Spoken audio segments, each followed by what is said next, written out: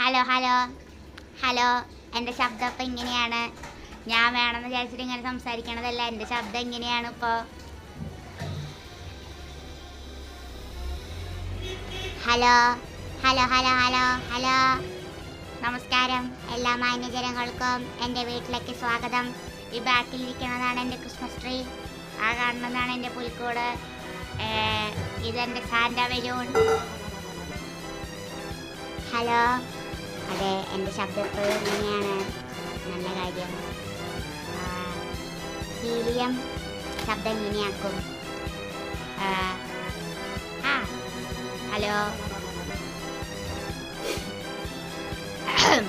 Okay, അപ്പോൾ ബാക്കി ഞാൻ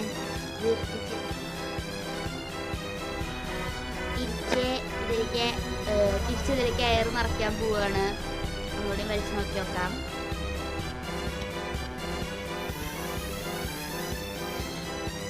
അപ്പോൾ എൻ്റെ ശബ്ദം ഇങ്ങനെയാണ് ഇപ്പോൾ. ഹീലിയം. ഹലോ. ഇനി ഈ ബലൂണിൽ എയർ നിറയ്ക്കാം.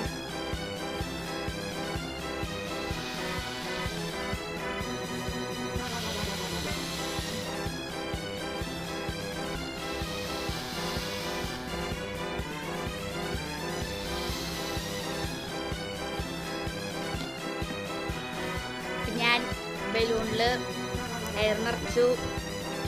ആള് ശരിയായിട്ടുണ്ട്. എൻ്റെ ശബ്ദം തിരിച്ചു വന്നിട്ടുണ്ട്.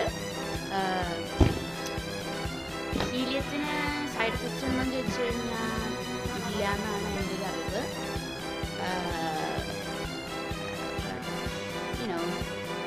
ഇനി ചിൽഡ്രൻ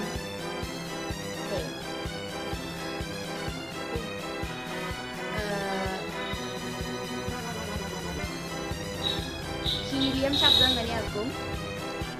ഹീലിയം